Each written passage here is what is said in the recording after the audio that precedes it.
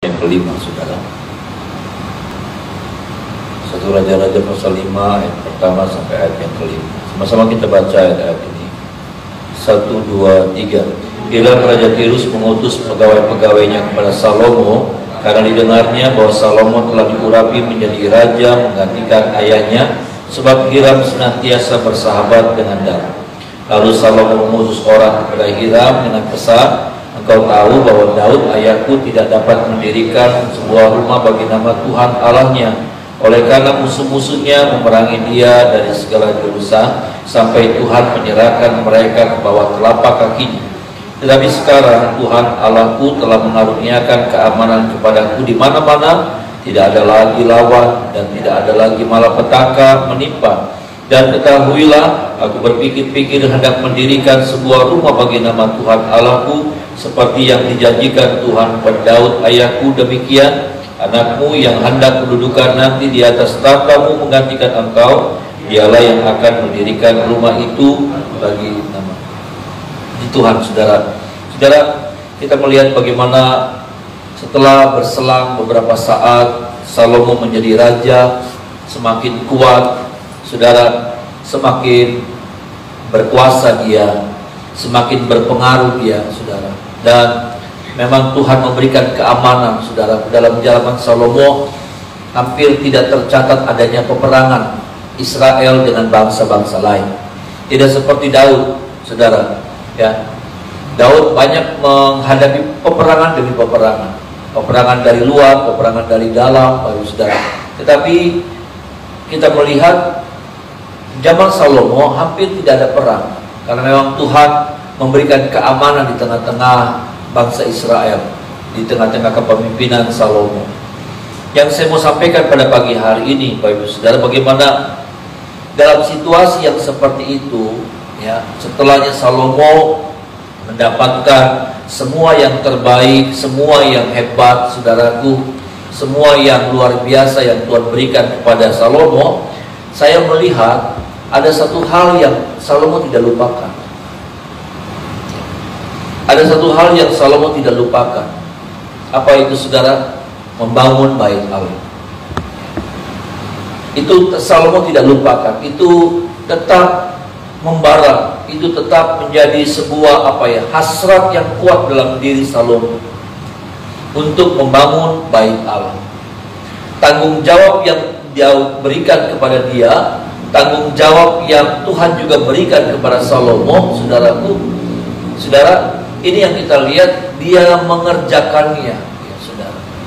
Dia melakukannya, saudara. Dia tidak melupakan tanggung jawab itu. Dia tidak mengabaikan tanggung jawab itu. Dia tidak menyingkirkan tanggung jawab itu, tetapi dia mengerjakan tanggung jawab itu. Pertanyaannya buat kita, saudara, adakah hari-hari ini kita sudah melakukan tanggung jawab ini? Adakah hari-hari ini setelah Tuhan, doa kita didengar, setelah Tuhan tolong kita, setelah banyak hal-hal yang baik yang Tuhan nyatakan buat kita, pertanyaan selanjutnya adalah, adakah kita sudah melakukan tanggung jawab? Adakah kita sudah mengerjakan apa yang seharusnya kita buat? Ketika Tuhan sudah melakukan apa yang jadi bagiannya Tuhan, ketika Tuhan sudah mengerjakan apa yang jadi tanggung jawabnya Tuhan, dan pertanyaannya sekarang kepada kita, adakah kita sudah melakukan apa yang jadi bagian kita?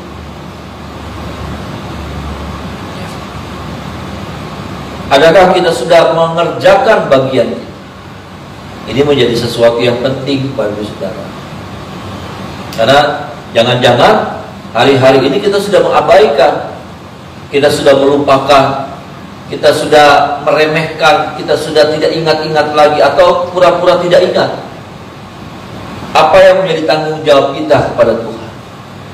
Salomo masih ingat ketika Salomo dilimpahi dengan kebaikan, saudara, semuanya yang terbaik yang Tuhan berikan, dan dia menikmati semuanya.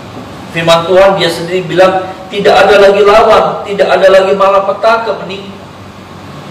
Dia menikmati hari-hari yang luar biasa. Dia menikmati kepemimpinan yang hebat. Tetapi saya kagum, saudara. Walaupun nanti Salomo lupa ya. Tetapi di sini kita melihat bagaimana Salomo tetap ingat tentang apa yang harus dia lakukan. Dia tetap ingat apa yang harus dia buat untuk Tuhan. Dan sekali lagi pertanyaannya bukan lagi kepada siapa, tapi kepada kita, kepada saya juga. Adakah saya, saudara, juga sudah mengingat dan kita sedang mengerjakan itu? Atau paling tidak itu diingat sama kita. Kita belum punya kemampuan untuk mewujudkannya, tetapi itu menjadi sesuatu yang kita ingat. Ada orang yang ingat tapi pura-pura tidak ingat. Ada orang-orang yang memang belum mampu untuk mengerjakannya, tetapi itu jadi alasan. Ada orang-orang yang punya kekuatan, punya kemampuan, tapi juga berusaha untuk melupakan apa yang menjadi tanggung jawab. Kita ada di kategori yang mana nih, saudara?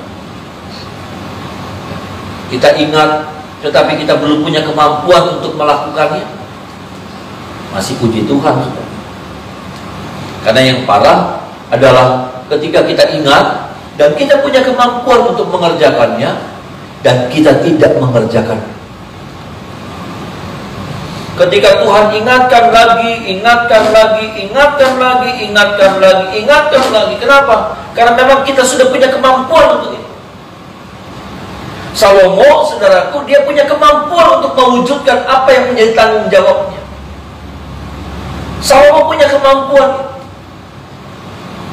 Dan saya percaya Tuhan ingatkan Salomo, Tuhan ingatkan Salomo, Tuhan ingatkan Salomo di pikirannya, di hatinya, Tuhan ingatkan. Dan dia tidak abaikan. Ada banyak orang Tuhan ingatkan, Tuhan taruh di pikiran, Tuhan taruh di hati kita. Tuhan ingatkan lewat firman Tuhan. Tapi berapa banyak kali kita pura-pura tidak merespon, kita tidak peduli, saudara. Kita acuh. Ini firman buat kita semua, saudara. Salomo ketika Tuhan ingatkan itu, saudara, sekarang dia punya kemampuan, dia punya fasilitas, dia punya pengaruh, dia pakai semuanya. Dia pakai kekuatannya, dia pakai pengaruhnya. Makanya dia minta tolong sama Hiram, Raja Hiram, saudara, supaya bantu dia untuk mewujudkan apa yang menjadi keinginan Tuhan. Oke lah, kalau kita belum mampu, oke lah. Tapi yang jadi masalahnya, seringkali kita sudah mampu mewujudkannya, kita sudah bisa mewujudkannya, tapi kita nggak peduli. Itu yang jadi masalahnya, saudara. Itulah sebabnya firman Tuhan datang buat kita pagi hari, tentang bagaimana kita harus melakukan apa yang menjadi bagian kita, melakukan apa yang menjadi tanggung jawab kita. Saya bukan bicara tentang rupiah ya, saudara, karena ini bicara tentang banyak hal luas. Pelayanan-kah, tanggung jawab seperti apakah, saya nggak tahu. Karena itu bicara tentang bagaimana Tuhan bicara sama saudara. Tanggung jawab yang seperti apa saya juga nggak ngerti. Kenapa? Karena ada sesuatu yang Tuhan taruh di hati saudara. Ada sesuatu pesan yang Tuhan taruh, Tuhan kasih pikiran saudara. Bisa jadi itu buat orang tua, bisa jadi itu banyak hal. Pelayanan, apa ya, banyak. Untuk kasusnya Salomo, dia harus membangun bait Allah. Sekali lagi, dia punya kekuatan, dia punya kemampuan, dan dia putuskan. Kenapa? Karena kemudian dia disibukkan dengan urusan-urusan kenegaraan. Kalau saudara melihat nih, saudara, Saya melihatnya seperti itu. Kenapa? Karena baru di pasal 5 ini, itu kemudian mulai diwujudkan. Artinya nggak secara langsung. Sempat Salomo coba menunda-nunda. Sempat Salomo disibukkan dengan urusan-urusan yang lain. Sempat perhatiannya tersita untuk hal-hal yang lain. Sempat. Makanya baru munculnya di pasal 5 dari 1 Raja-Raja. Tapi kemudian Salomo sadar, Salomo berhenti, dan ini jadi prioritas. Adakah tanggung jawab kita yang Tuhan taruh, saudara, di pikiran kita, di hati kita, masih jadi sesuatu yang kita abaikan?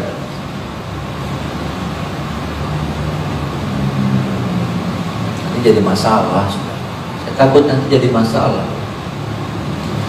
Saya nanti takut itu jadi masalah buat saya. Kalau saya coba abaikan terus apa yang seharusnya saya buat, apa yang selama ini Tuhan taruh di hati saya, dan saya abaikan, terus abaikan. Saya takut ini nanti jadi masalah, Pak.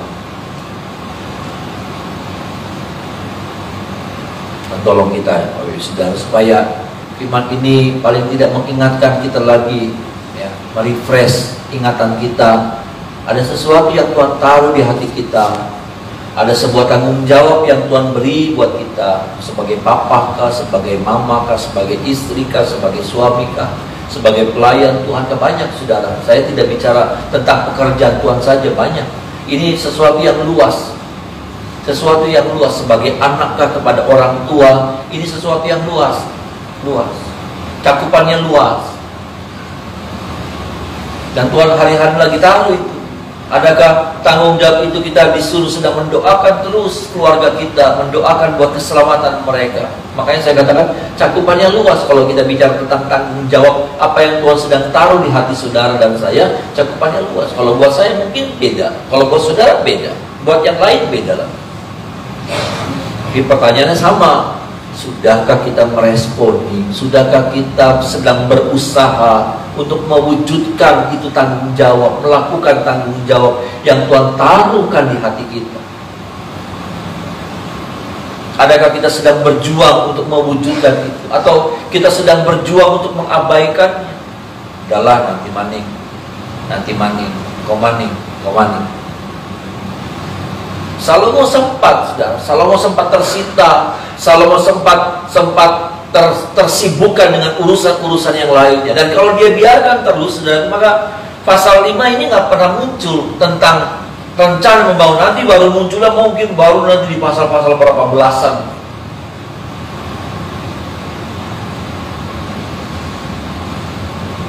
Tolong kita, saudara, supaya kita tidak mengabaikan. Karena sekali lagi masalah buat kita kalau kita nanti mengabaikan. Karena saya percaya di dalam ketaatan itu ada berkat. Ada amin, saudara. Dalam ketaatan itu pasti ada berkat. Dalam ketaatan itu ada mujizat. Dalam ketaatan itu ada banyak kemuliaan yang Tuhan mau hadirkan dalam hidup saya dan saudara. Kita tunda, ya kemuliaan itu nggak pernah hadir. Tertunda juga, saudara. Ya. Kita tunda, berkat itu juga tertunda juga dalam hidup saya. Dan sekarang saya percaya kita tidak melakukan firman untuk berkat, tidak. Tetapi setiap kita melakukan firman ada berkat Tuhan. Ada amin, saudara. Kita tidak melakukan firman karena berkat, bukan. Tapi karena kita cinta sama Tuhan. Kita mengasihi, kita menjadikan Dia Allah kita, Tuhan, Raja kita. Tetapi saya mau bilang bahwa dalam setiap ketaatan kita ada rewardnya Tuhan. Bisa bilang amin, saudara. Ya. Jangan melakukan firman karena reward. Melakukan firman karena ketaatan kita kepada Tuhan. Tapi sekali lagi dalam nama Yesus saya katakan, setiap ketaatan itu ada reward Tuhan buat saya dan saudara. Ada berkat Tuhan buat saya dan saudara. Ini bagian yang pertama, saudara. Bagian yang kedua, ayat yang ke-6. Ayatnya yang ke-6, sama-sama kita baca ayat yang ke-6. 1, 2, 3. Oleh sebab itu perintahkanlah orang menebang bagiku pohon-pohon aras dari gunung Libanon, Dan biarlah hamba-hambaku membantu hamba-hambamu, dan upah hamba-hambamu akan kubayar kepadamu seberapa juga kau minta. Sebab engkau tahu bahwa di antara kami tidak ada seorang pun yang pandai menebang pohon, sama seperti orang Sidon. Saudara, saya nggak bicara nebang pohon, tapi memang nebang pohon susah, saudara. Ya, ada 3 pohon di halaman belakang rumah, ya saudara, tebang itu susah banget, saudara. Kalau apalagi kalau sampai diangkat sama akar-akarnya, saya minta sama tukang minta mahal, saudara, buat motong begitu aja mahal. Sampai saya beli gergaji mesin, ini sih cuma lagi ini intermezzo ya, saudara. Ternyata nggak gampang. Maksud saya begini, saudara, ya. Ini kan bicara konteksnya membangun bait Allah, ya, saudara. Membangun bait Allah. Ternyata membangun bait Allah Salomo nggak bisa sendirian. Ternyata membangun bait Allah Salomo nggak bisa cuma mengerahkan orang-orang Israel. Dia harus melibatkan orang lain. Dia harus melibatkan kekuatan yang lain. Dia harus melibatkan apa? Orang-orang yang ahli yang dihadirkan di dalam pembangunan bait Allah. Orang-orang yang tentunya berkompeten. Orang-orang yang nyambung gitu. Makanya apa? Karena bait Allah dibangun pakai kayu aras, maka dia hubungi ini Hiram, Raja Sidon. Untuk apa? Untuk menebang, kirim kayu-kayu itu. Ya, mereka juga nggak tahu bagaimana ngegelindinginnya, saudara. Bagaimana ngirimnya. Ya, mereka nggak tahu. Orang Israel nggak tahu yang seperti. Tapi mereka kerjasama, berkolaborasi. Dengan apa? Dengan orang-orang yang berkompeten. Dengan orang-orang yang punya keahlian. Untuk apa? Mendukung terwujudnya pembangunan bait Allah ini. Saudara, yang saya mau bilang pagi ini adalah sama, saudara. Kalau kita bicara tentang pembangunan bait Allah, ya, kita bukan bicara tentang pembangunan bait Allah yang seperti fisik ini. Tetapi kalau saudara melihat dalam Alkitab, hari-hari ini bait Allah atau tubuh Kristus itu sedang dibangun. Bait Allah itu yang sejati itu sedang dibangun. Apa? Bait Allah itu bicara tentang kehidupan orang-orang percaya. Saya bilang amin, saudara. Kehidupan orang percaya, jemaat Tuhan itu lagi dibangun. Jadi sebuah bangunan yang utuh, jadi bangunan yang jadi, bukan bangunan yang setengah jadi. Itulah kehidupan orang percaya. Ya, itulah yang disebut dengan gereja Tuhan. Gereja Tuhan itu pada pengertiannya adalah keseluruhan, di mana pada akhirnya di titik tertentu gereja jadi sempurna. Ya, gereja sempurna seperti bait Allah yang jadi, bait Allah yang utuh yang dibangun. Dan kita di dalam pembangunan, bisa bilang amin, saudara. Kita tuh dalam tahap pembangunan, kita tuh belum selesai, makanya masih kelihatan berantakannya, masih kelihatan gak bagusnya. Tapi pembangunan itu harus terus berlanjut dari hari ke hari. Pembangunan itu harus terus, saudara, terus dibangun. Saya ini masih berantakan, saudara masih berantakan, kita masih banyak orang-orang yang masih berantakan. Makanya pembangunan itu terus dikerjakan, terus sampai pada titik yang sempurna. Bisa bilang amin, saudara. Ya. Sampai pada titik yang sempurna, gereja Tuhan ini sempurna, bait Allah ini jadi secara indah, secara megah, ya saudaraku. Itu bicara tentang tubuh Kristus juga, karena gereja itu adalah tubuh Kristus. Gambarannya seperti itu. Ya, ada pembahasan khusus untuk ini, saudara. Ini hanya sekilas saja. Tapi yang saya mau bilang bahwa pembangunan bait Allah ini ternyata nggak bisa seseorang saja yang kerja. Pembangunan bait Allah itu harus bersifat berkolaborasi. Apa? Melibatkan orang-orang yang berkompeten masuk hadir untuk apa? Membangun bait Allah ini. Yang saya mau bilang, saya nggak bisa tuh, saudara, membangun saudara, kehidupan rohani saudara sendirian. Saya nggak mampu. Saya nggak mampu. Makanya apa? Dalam pengembalaan ada gembala-gembala komsel, ada wadah-wadah yang lain, ada koordinator fire, ada koordinator komanita, dan masih banyak yang lain lagi. Belum yang lainnya yang terlibat dalam pelayanan ini. Yang semuanya bekerja, bergerak untuk apa? Mewujudkan terbangunnya bait Allah yang utuh, yang sempurna itu. Saya juga butuh hamba-hamba Tuhan dari luar. Untuk apa? Dihadirkan saudara, tamu-tamu. Untuk apa? Melengkapi pembangunan bait Allah ini, saudara. Supaya apa? Jemaat Tuhan ini semakin dibangun rohaninya, pengenalannya akan Tuhan, imannya semakin dibangun, pengharapannya semakin dibangun. Dan masing-masing punya keahliannya, masing-masing punya keistimewaannya. Sampai di sini saya harap saudara bisa nangkep nih, bahwa saya nggak bisa, saya gembala betul, saya gembala, tetapi saya nggak bisa mengerjakan semuanya dengan sendirian, nggak bisa. Saya butuh Bapak Ibu Saudara, saya butuh majelis, saya butuh para gembala-gembala komsel, saya butuh para pelayan-pelayan Tuhan yang lainnya. Untuk apa? Pembangunan bait Allah ini. Bahkan saya butuh orang-orang lain yang dihadirkan, yang berkompeten ya. Untuk semakin melengkapi, ya saudara, melengkapi. Kalau saudara melihat, ya saudara, dalam pembangunan rumah itu ada ahli kelistrikannya, ada. Ya, ada insinyur sipilnya apa buat bangun, ya saudara. Apa namanya, kaki-kakinya, fondasinya. Ada nanti bagian apa, interiornya, nanti ada bagian pemasangan gypsumnya, nanti ada bagian atapnya, ada macam-macam. Masing-masing orang punya keahliannya masing-masing. Ini yang saya katakan berkolaborasi demi terwujudnya pembangunan sempurnanya bait Allah itu, saudara.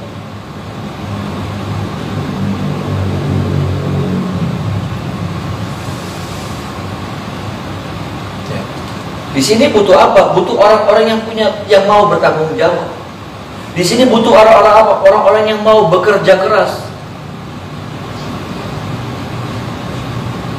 Saya nggak bisa, saudara, bangun bait Allah ini. Saya nggak bisa. Saya bangun jemaat sendirian, saya nggak mampu. Makanya saya bersyukur saya dibantu ada banyak orang-orang yang punya hati, ya, termasuk Bapak Ibu Saudara sekalian yang punya hati untuk membangun bait Allah ini, saudara. Bukan bait Allah gereja, karena salah kalau kita pengertian bait Allah ini gedungnya, bukan. Tetapi bagaimana kehidupan rohani orang-orang percaya ini yang lagi dibangun jadi sebuah bait Allah yang kudus, di mana Allah berhadirat di dalamnya. Ada amin, saudara. Allah berhadirat di dalam. Saya nggak bisa. Makanya saya perlu dibantu banyak orang. Saya perlu dibantu banyak orang. Saya perlu ditopang sama banyak orang. Saya perlu dilengkapi sama banyak orang. Makanya ada orang-orang Sidon yang jago seperti itu, saudara. Tapi juga ada orang-orangnya Salomo sendiri yang juga diperbantukan, ya saudara, jadi mandor, jadi apa, saudara. Jadi bersatu mereka.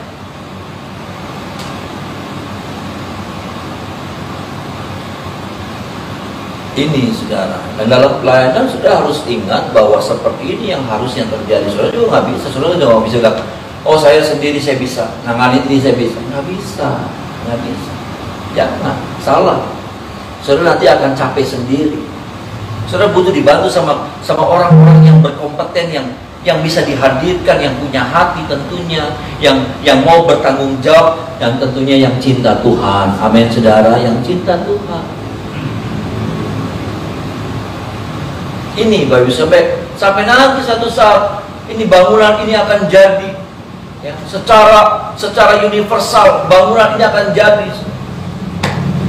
Gereja Tuhan, rumah bait Allah ini akan jadi, saudara. Israel sedang punya sebuah ambisi membangun bait Salomo, ya, membangun bait Salomo. Bukan itu. Karena nanti kalau sudah melihat bangunan yang akan jadi itu nanti tempatnya sarangnya antikris. Kalau menurut nubuatan Alkitab, ya saudara, ya, bangunan bait Allah yang nanti dibangun itu bukan untuk menghadirkan Tuhan, tetapi untuk menghadirkan kuasa antikris itu muncul di tengah-tengah muka bumi ini. Makanya gereja buat Tuhan bukan lagi fisik, bukan tentang yang fisik, tapi yang organik, kehidupan saya dan saudara.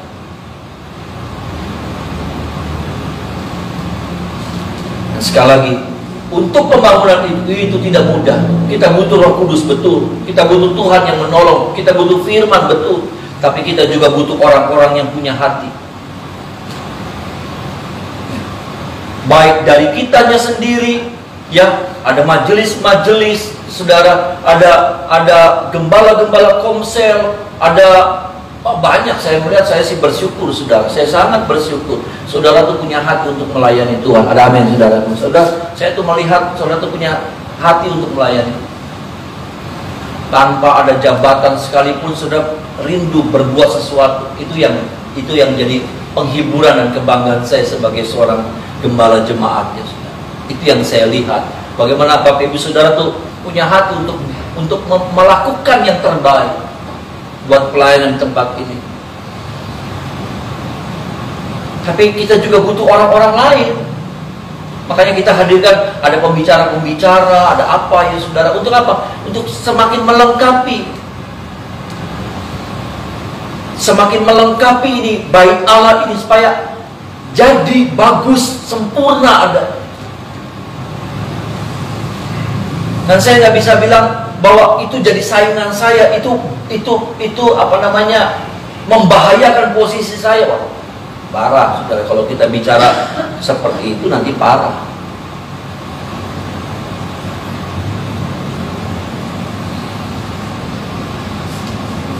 Kita melihat gereja lain jadi musuh, gereja lain jadi saingan, jadi parah, kita jadi salah. Karena kita semua adalah gereja Tuhan. Bukan cuma kita yang jadi miliknya Tuhan, gereja-gereja lain juga miliknya Tuhan, yang harus juga masuk dalam kesempurnaan itu. Ini saya sampaikan supaya Bapak Ibu Saudara mengerti tentang tujuan akhir kita. Ya, tujuan akhir kita tuh ada tujuannya, bukan bergulat sama masalah, pergumulan, kebutuhan, ekonomi, masalah rumah tangga, terus berkutuknya di situ, di situ. Enggak. Tapi apa? Kita tuh harus terus berjalan maju. Ada amin, saudara. Ya. Kita tuh gak cuma ngurusin, bergereja tuh cuma ngurusin, kalau ada masalah rumah tangga, ada ekonomi, sakit, masalah ini, masalah bisnis. Berkutatnya begitu, enggak. Kenapa saudara bergereja? Kenapa saudara doa pagi? Karena itu rohani kita harus semakin bertumbuh. Amin, saudara. Semakin disempurnakan terus seperti bangunan yang terus naik terus batanya sampai pada titik tertentu. Nanti selesai batanya, nanti apa? Ada yang lainnya lagi yang diberesin. Nanti kalau kita sudah bicara tentang memberi sudah bisa, tapi nanti kita diajar tentang apa? Mengampuni. Nanti kita sudah diajar tentang mengampuni, kita diajar untuk melayani. Jadi banyak, saudara. Ya, saudara nggak bisa bangga. Pokoknya saya sih mau disakitin kayak apa juga nggak mempan. Hidup bukan cuma tentang mengampuni, ya. Sama seperti sebuah rumah tuh bukan cuma tentang tembok, tetapi apa? Ada yang lainnya di dalam rumah itu. Ada lantainya, ada tiangnya, ada plafonnya. Banyak hal yang harus dibangun dari hidup kita. Ya, kalau kita sudah bisa mengampuni, bagaimana dengan melayani? Kalau sudah bisa melayani, bagaimana dengan memberi? Kalau sudah bisa memberi, bagaimana dengan kejujuran? Ya, bagaimana dengan sikap-sikap, dengan hati yang dengan sikap hati kita? Bagaimana dengan cara berpikir kita? Banyak. Bagaimana dengan respon kita ketika menghadapi sesuatu yang buruk dalam hidup ini? Banyak.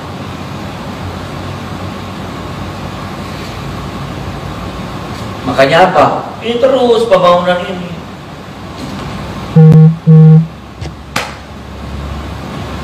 Kalau mulut sudah dijaga, kalau sudah berhasil dijaga, yang tadinya mulutnya ember, wah KPKP di komentar, ya saudara. Kalau mulut sudah bisa dijaga, adakah telinga sudah dijaga? Ya, kadang-kadang kita bisa jaga mulut, tapi kita nggak bisa jaga telinga.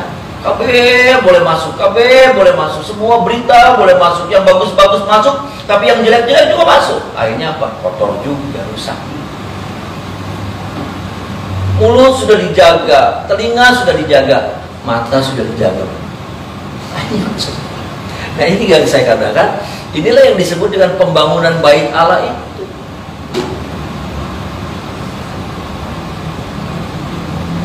Tapi pada intinya, jangan pernah berhenti membangun bait Allah. Ada amin saudara. Jangan pernah berhenti membangun iman kita. Jangan pernah merasa puas.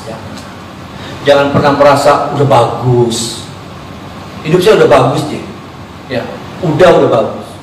Ada orang yang aduh terlalu banget ya. Cuman masalah dia udah ke gereja tiap minggu, nggak pernah. Kita mah oke minggu loli hari beli ibadah, harus ibadah.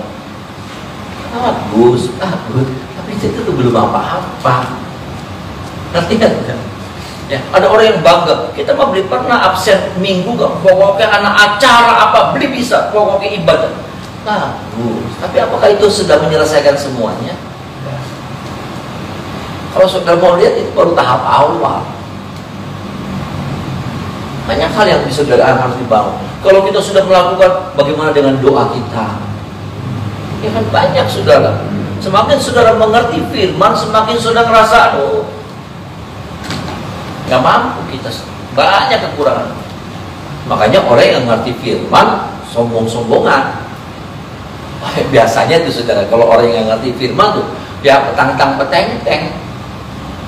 Tapi coba orang yang ngerti firman, aduh, kayak ditelanjangin terus, kayak ngerasa kurang terus, iya kan? Betul saudara, ya. Saudara ngerti firman nih tiap pagi, ya. Udah bagus, udah pikir udah bagus, dapat lagi firman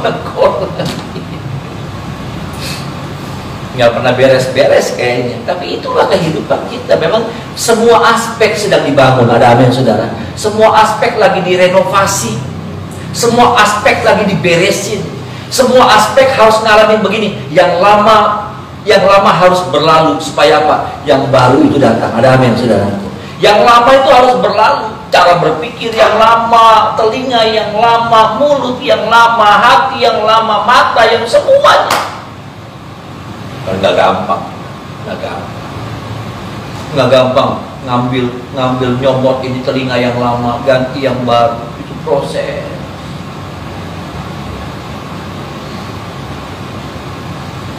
Kita punya mulut yang lama berlalu, yang baru datang, gitu sudah mulut baru datang. Itu proses. Kita punya hati yang lama, ganti hati yang baru, hati yang bisa mengampuni, hati yang bisa tenang di tengah-tengah badai. Maka itu proses. Kita sudah dengar firman, nanti apa? Nanti apa peneguhannya dalam apa? Dalam proses kehidupan.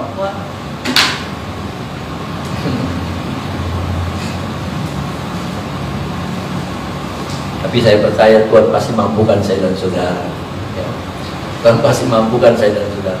Sampai hari ini, ya, setelah berapa puluh tahun saya melayani Tuhan, ya, kita doa pagi dari tahun 2005 sampai hari ini nih saudara, semakin tidak tergapaikan.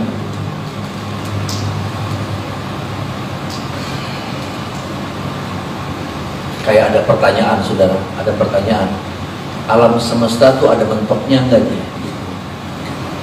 Alam semesta raya tuh ada ujungnya enggak? Nah, belum.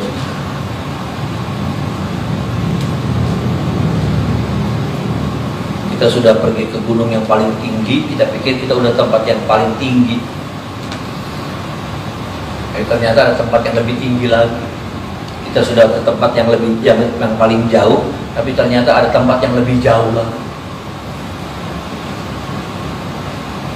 Itulah perjalanan iman. Sampai nanti batasnya apa? Tuhan bilang sama kita, sabarlah hai hambaku yang setia, masuklah dalam kemuliaan Tuhan. Ada amin saudara. Nanti batasnya itu. Nanti Tuhan yang nilai. Cukup nggak kita takarannya? Sampai Tuhan bilang sama kita, satu saat biarlah suara itu terdengar di telinga kita. Sabarlah hai hambaku yang setia, masuklah dalam kemuliaan Tuhan. Di situ kita bisa mengalami sukacita besar, sukacita kekal bersama dengan Tuhan. Amin. Mari kita menyembah Tuhan.